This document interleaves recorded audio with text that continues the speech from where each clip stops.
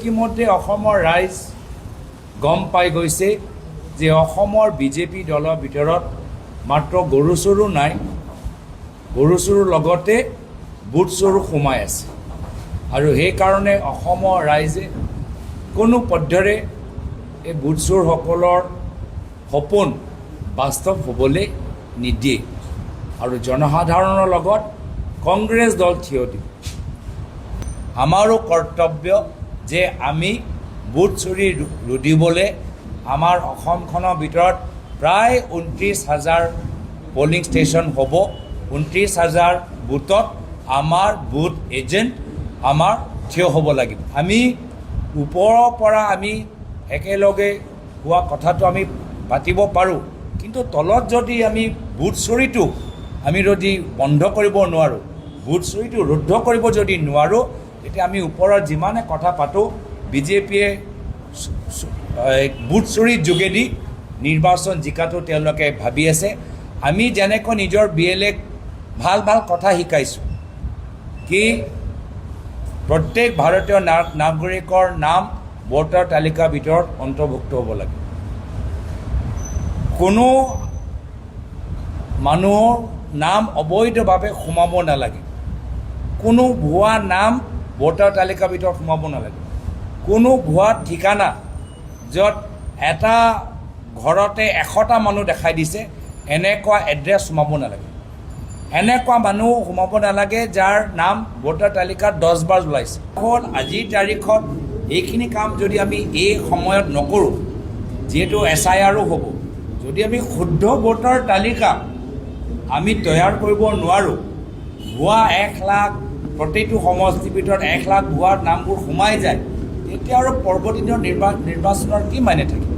এনেধৰণৰ বিস্ফোৰক তথ্য দিয়াৰ পিছত কেন্দ্ৰীয় নিৰ্বাচনী আয়োগ দায়িত্ব সহকাৰে তদন্ত কৰিব, কিন্তু তেওঁলোকে তদন্ত কৰাতকৈ বিজেপি দলৰ মুখপাত্ৰৰ দৰে প্ৰতিক্ৰিয়া দিবলৈ আৰম্ভ কৰে।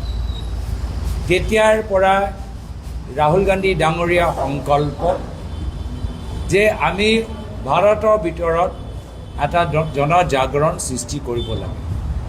তেওঁ ইতিমধ্যে বিহাৰত ভোট অধিকাৰ যাত্ৰাত অংশগ্ৰহণ কৰিছে আৰু আমিও প্ৰায় প্ৰতিখন জিলাৰ ভিতৰত অসম প্ৰদেশ কংগ্ৰেছ কমিটি এটা সজাগতা সভা আমি নিজৰ বুথ পৰ্যায়ৰ এজেণ্টসকলৰ লগত কৰিবলৈ সক্ষম হৈছোঁ। হিমন্ত বিশ্ব শৰ্মা ডাঙৰীয়াৰ নেতৃত্বৰ চৰকাৰ ইমান অহংকাৰী, যেতিয়া তেওঁলোকে জনসাধাৰণৰ তেওঁলোকৰ ভোটৰ অধিকাৰক মূল্য নিদিয়ে, অসমৰ ৰাইজৰ ভোটৰ কোনো মূল্য তেখেতৰ বাবে নাই, তেতিয়া নিশ্চয় তেওঁলোকে অসমৰ ৰাইজক অৱহেলনা কৰিব আৰু আদানী আম্বানীক কেনেদৰে আৰু মাটিত বিক্ৰী কৰিব পাৰে, নিজৰ পৰিবাৰৰ নামত আৰু মাটি কেনেদৰে সংৰক্ষণ কৰিব পাৰে, আৰু নিজৰ লগত ভাল হৈ থকা চিণ্ডিকেটবোৰ কয়লা পাথৰ শিল বালি চিণ্ডিকেট কাৰ্বি আংলং ডিমা হাছাও তিনিচুকীয়াৰ ভিতৰত কাম কৰি কেনেদৰে অসমৰ জংঘল পাহাৰ নষ্ট কৰিব পাৰে, তাৰ বাবে তেওঁ অহংকাৰী ৰজাৰ দৰে নিজৰ শাসন চলাই আছে। আজি তেওঁ পুনৰবাৰ আজি অলপ দিন আগতে আমি গম পাইছোঁ যে ভাৰতবৰ্ষৰ কৰড়পতি মুখ্যমন্ত্ৰী তালিকাৰ ভিতৰত হিমন্ত বিশ্ব শৰ্মা ডাঙৰীয়া সোমাইছে। এতিয়া তেওঁ আগতে স্বাস্থ্য বিভাগৰ মন্ত্ৰী আছে।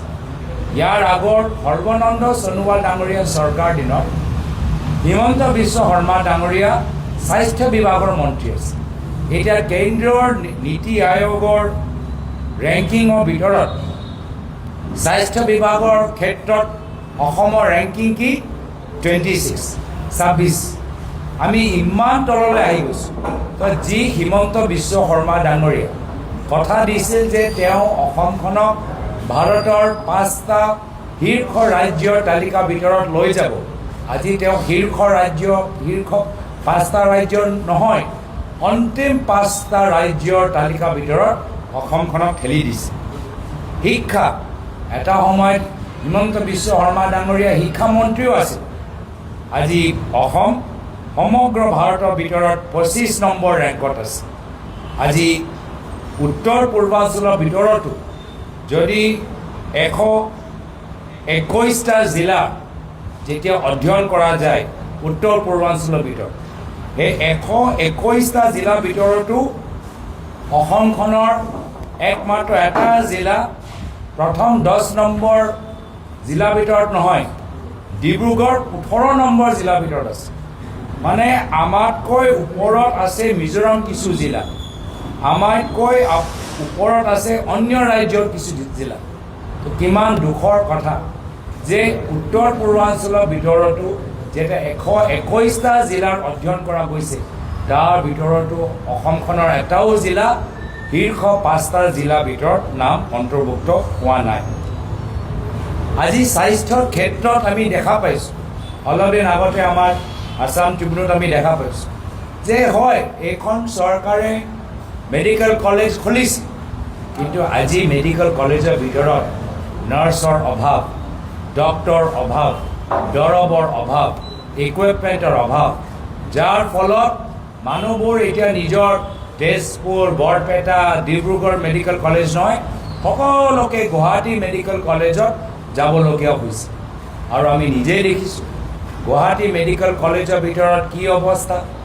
এগৰাকী শিশু নাৰ্ছ ভালদৰে তাত সময় নিদিয়াৰ বাবে আজি নাৰ্ছৰ সংখ্যাৰ অভাৱ হৈ থকাৰ বাবে এজন শিশুৰ মৃত্যু হ'ল, এজন শিশুৱে যথেষ্ট আঘাত পালে। এনেকুৱা এটা অৱস্থা একেই আমি দেখিলোঁ শদিয়াত। আগষ্ট 2025 চনতে আমি শদিয়া চিভিল হস্পিটেলত দেখিলোঁ যে ডক্টৰ নথকাৰ বাবে এগৰাকী গৰ্ভৱতী মহিলাৰ ডেলিভাৰী কেছ লোকেল নাৰ্ছসকলে কৰিবলগীয়া, তেওঁলোকে চাবলগীয়া। এয়া হৈছে অসমৰ অৱস্থা। গুৱাহাটীৰ পৰা শদিয়ালৈকে আজি নাৰ্ছেছসকলৰ আজি অভাৱ, ডক্টৰসকলৰ অভাৱ। এই বছৰ জুন সৰ্থেবাৰী 30 বেড ৰুৰেল গ্ৰাম্য হস্পিটেলত এজনো ডক্টৰ নাছিলে 3 দিনৰ বাবে। এনেকুৱা এটা অৱস্থাত আজি আমাৰ 3rd গ্ৰেড 4th গ্ৰেড, আজি আমাৰ 3rd গ্ৰেড 4th গ্ৰেড আমাৰ কৰ্মচাৰীসকলে আজি বিভিন্ন হস্পিটেলৰ দায়িত্ব ল'বলৈ হৈছে। এয়া হৈছে অসমৰ অৱস্থা। সেইকাৰণে আমাক দুখ লাগে, আমি যেতিয়া শিক্ষিত সমাজৰ, যেতিয়া আমাৰ অসমৰ শিক্ষিত সমাজ বাহিৰলৈ যায়, তেওঁলোকক উপলব্ধ কৰা যায় যে তোমালোকে আহিছা অসমখনৰ ভিতৰত মাত্ৰ মুখ্যমন্ত্ৰী, তেওঁলোকৰ যুক্তিহীন কথাবোৰে আমি শুনি পাওঁ। তেওঁলোকে কেনেদৰে ভয়ত আজি পুলিচক ব্যৱহাৰ কৰি কেতিয়াবা সাংবাদিকক আৰেষ্ট কৰে, কেতিয়াবা বিৰোধী দলৰ কৰ্মীখিনিক আৰেষ্ট কৰে, কেতিয়াবা অন্য ৰাজ্যৰ এজন বিধায়কক আৰেষ্ট কৰিবলৈ তাৰলৈ গুজৰাট লৈ যায়। কিন্তু অসমৰ ভিতৰত আজি ড্ৰাগ চিণ্ডিকেট কৰা মানুহক আজি ধৰিব পৰা নাই, কয়লা চিণ্ডিকেটক বন্ধ কৰিব পৰা নাই। আৰু প্ৰত্যেক দিন মুখ্যমন্ত্ৰী যুক্তিহীন কথাবোৰ ক'ব। আৰু উন্নয়নৰ ক্ষেত্ৰত অসম আৰু তললৈ পিছ পৰি গৈছে। আজি অসমখনৰ মানুহবোৰ বাহিৰত গ'লেই লজ্জিত হয়। আৰু কাৰণ হৈছে মুখ্যমন্ত্ৰী হিমন্ত বিশ্ব শৰ্মা ডাঙৰীয়া। তেওঁৰ যুক্তিহীন কথা, তেওঁৰ নেতৃত্বহীন আজি যে শাসন চলি আছে, অত্যাচাৰী শাসন চলি আছে। আৰু সেইকাৰণে যোৱাকালি আমি যেতিয়া যোৰহাটৰ ভিতৰত এটা সভাত আমি এনে সাধাৰণতে পাতি আছিলোঁ, কাৰণ ৰাইজে আমাক ক'লে যে আমাৰ অসমৰ মামা এই মহাভাৰতৰ শকুনি মামাৰ দৰে, যিজন মাত্ৰ নিজৰ ব্যক্তিগত স্বাৰ্থৰ বাবে পৰিবাৰৰ মাজত সংঘাত লগাবলৈ বিচাৰে, মাত্ৰ নিজৰ ব্যক্তিগত স্বাৰ্থৰ বাবে, নিজৰ ওচৰত কোনো সংকল্প নাই, নিজৰ ওচৰত কোনো দৃষ্টি নাই, অসমখনৰ উন্নয়নৰ ক্ষেত্ৰত প্ৰগতি কৰাৰ ক্ষেত্ৰত কোনো বহল সপোন নাই। হয়, মাত্ৰ নিজৰ পৰিবাৰৰ নামত ৰিজৰ্ট, বাগান, ল'ৰা নামত 17টা কোম্পানী, এইখিনিয়ে হয় তেওঁলোকৰ সপোন।